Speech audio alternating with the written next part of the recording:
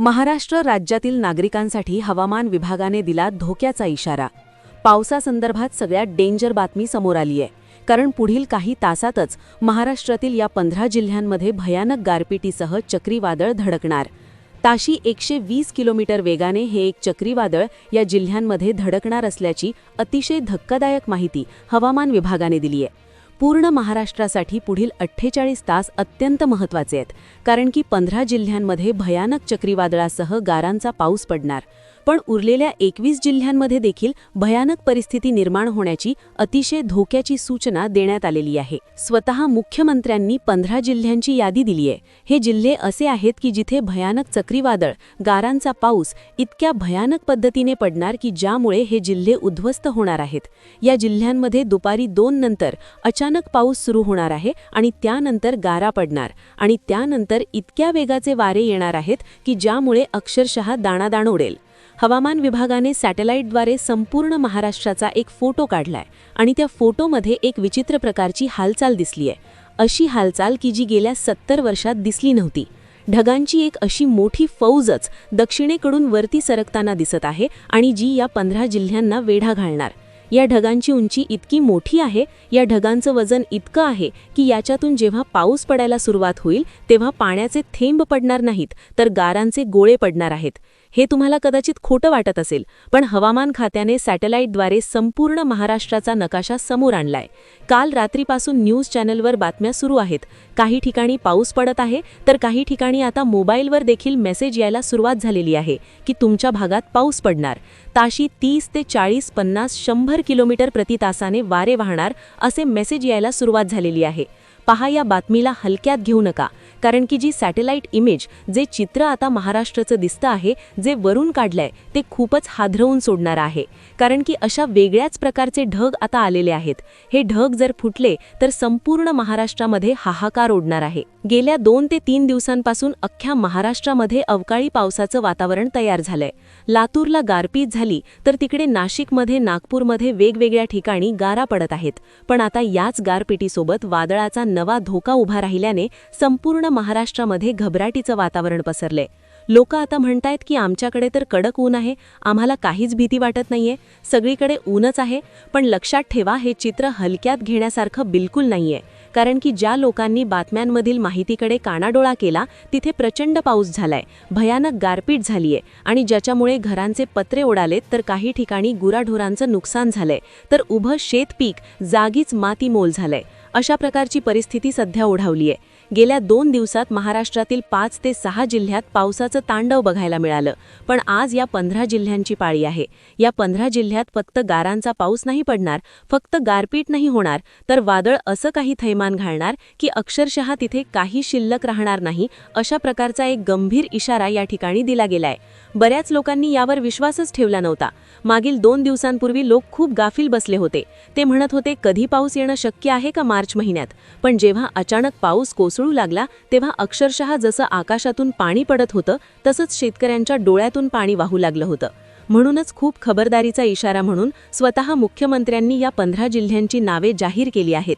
15 जिल्हे असे आहेत की जिथे गारपीट तर नक्की होणार आहे, पण त्यासोबत काळजाचा थरकाप उडवणारं वादळ शिरणार असल्याची पक्की शक्यता वर्तवली गेली आहे। कारण की जी सॅटेलाइट इमेज मिळाली आहे, जो नकाशा महाराष्ट्राचा वरून पाहिलाय, तो नकाशा खूपच हादरवून सोडणारा आहे। म्हणूनच संपूर्ण महाराष्ट्रातील जनतेला ही तातडीची सूचना सरकारकडून देण्यात आली आहे। या बातमीला चुकूनही साधी समजू नका। ज्यांनी काल दुर्लक्ष केलं त्यांच्या घरावर, वावरात आणि गावात प्रचंड अवकाळी आणि गारांचा मारा झालाय। कित्येक बळीराजाचं रक्ताचं पाणी करून पिकवलेलं पीक राख झालंय। आता सावध होण्याची वेळ आलीय, कारण हा खेळ जीवावर बेतू शकतो। मग कोणते आहेत ते 15 जिल्हे जिथे आज सर्वात जास्त धोका आहे? त्यांची नावं काय आहेत? ती सरकारी लिस्ट मी तुम्हाला पुढे दाखवणार आहे। तसेच या 15 जिल्ह्यांच्या व्यतिरिक्त जे बाकीचे 21 जिल्हे उरलेत, तिथे नेमकं काय वाढून ठेवलंय, त्या जिल्ह्यांसाठी काय इशारा दिलाय, याची सर्व माहिती तुम्हाला सविस्तर सांगणार आहे। पहा, ही गोष्ट तुम्ही नीट लक्ष देऊ नये का? जर तुम्ही ही माहिती नीट समजून घेतली नाही आणि समजा तुमचा जिल्हा या लिस्टमध्ये आला, तर विचार करा, तुम्ही गाढ झोपेत असताना अचानक हे संकट दारात उभं ठाकलं तर केवळ माहिती नसल्यामुळे तुमचं वाटोळं होऊ शकतं। म्हणूनच आजच्या व्हिडिओत आपण त्या 15 जिल्ह्यांची नावे आणि सरकारने दिलेल्या सुरक्षेच्या टिप्स बघणार आहोत। त्यामुळे हा व्हिडिओ शेवटपर्यंत पहा, एक सेकंदही नजर इकडे तिकडे करू नका. येणारे 24 तास महाराष्ट्रातील या 15 जिल्ह्यांवर कुदरतचा कोप होणार अशी खळबळजनक बातमी हवामान खात्याकडून मिळाली आहे. सध्या काही जणांना हे थोतांड वाटेल, कारण बाहेर ऊन अंगाची लाही करते. कुणी म्हणेल, आम्हाला तर उन्हामुळे घाम फुटलाय, कसला आलाय पाऊस. पण सावध रहा.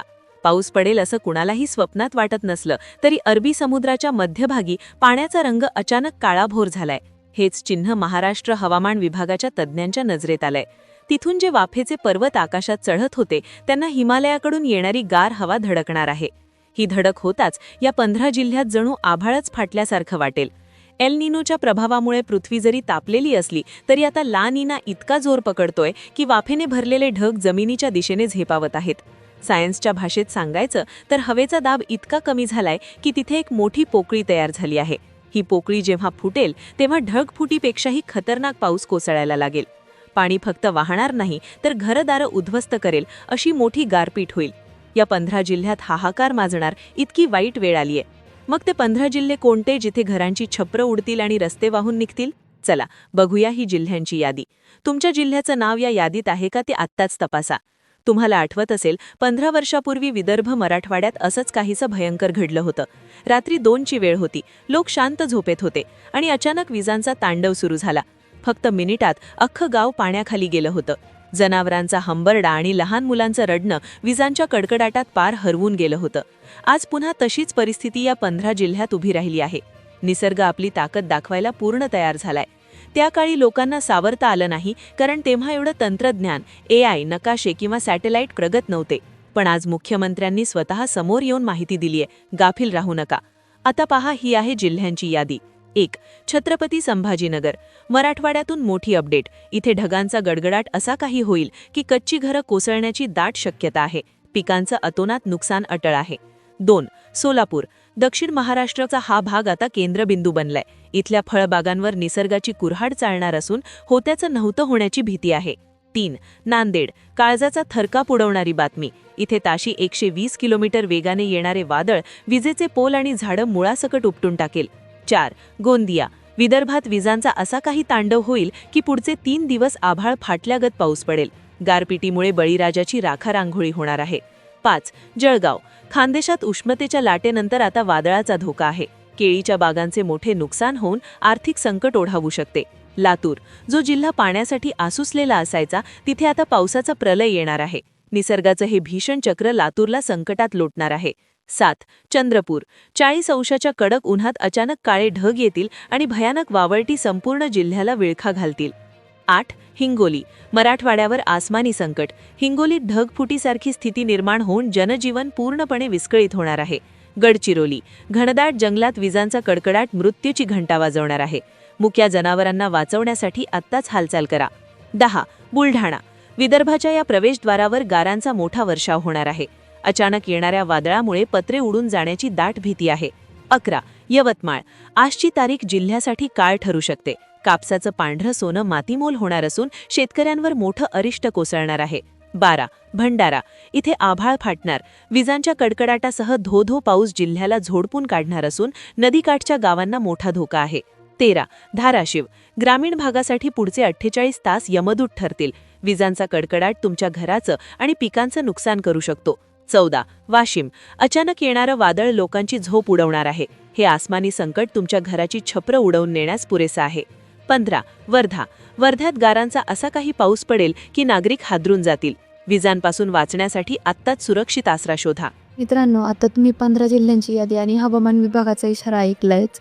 पण एक गोष्ट तुम्हाला मनापासून सांगायची आहे, ही माहिती ऐकून अजिबात घाबरून जाऊ नका. हा व्हिडिओ बनवण्याचा मागचा उद्देश तुम्हाला भीती घालणे नाही, तर तुम्हाला सावध करणे हा आहे. आणि अनेकदा काय होतं, आपण अशा बातम्यांकडे दुर्लक्ष करतो आणि मग अचानक जेव्हा संकट दारात उभं राहतं तेव्हा आपल्याकडे सावरण्याची वेळ असतो. बघा, निसर्गाचा नियमच आहे की सांगून येत नाही. पण आज आपल्याकडे सॅटेलाईट आणि प्रगत तंत्रज्ञान आहे, ज्यामुळे आपल्याला किमान अंदाज तरी येतोय. ही जी परिस्थिती सध्या निर्माण झाली आहे ती केवळ एक शक्यता आहे. हवामान विभागाने अंदाज अनेकदा बदलता सुद्धा, पण सावधता बाळगण्यात आपलं काहीच नुकसान नाही. तुमचा जिल्हा या 15 जिल्ह्यांच्या यादीत आहे का? किंवा तुमची सध्या महाराष्ट्राच्या कोणत्या कोपऱ्यातून हा व्हिडिओ पाहत आहात? तुमच्या भागात सध्या ऊन आहे की ढगाळ वातावरण? आताच्या आत्ता कमेंट करून नक्की सांगा. तुमच्या कमेंट्समुळे इतर बांधवांनाही समजेल की नक्की जमिनीवरती परिस्थिती काय आहे. कारण सरकारचा आकडा एक असतो आणि प्रत्यक्षात आपण जे अनुभवतो ते वेगळं असतं. त्यामुळे प्रत्येकाने आपल्याला जिल्ह्याचं नाव आणि तिथल्या वातावरणाची स्थिती कमेंटमध्ये नक्की लिहा. आत्ता महत्त्वाची गोष्ट, जर तुमच्या भागात विजा कडकडायला लागल्या किंवा वादळ सुटलं तर ही काही गोष्टी नक्की पाळा. चुकूनही झाडाखाली उभे राहू नका, कारण झाडावर वीज पडण्याचा धोका सर्वाधिक असतो. शेतात काम करत असाल तर लगेच सुरक्षित ठिकाणी आसरा घ्या. तुमच्या घरातील इलेक्ट्रॉनिक वस्तूंचे प्लग काढून ठेवा आणि सर्वात महत्त्वाचं म्हणजे मुक्या जनावरांना सुरक्षित जागी बांधा. त्या विचारांचा जीव आपणच वाचू शकतो.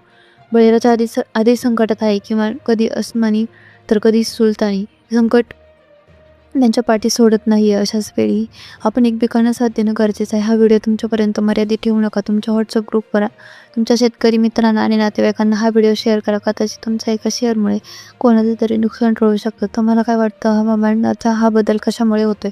निसर्गाचा कोप की निसर्गाशी केलेली छेडछाड? तुमच्या प्रतिक्रिया कमेंट्स द्यायला विसरू नका. आणि हो, अशाच महत्त्वाच्या अपडेटसाठी आपल्या चॅनलला सबस्क्राईब नक्की करा.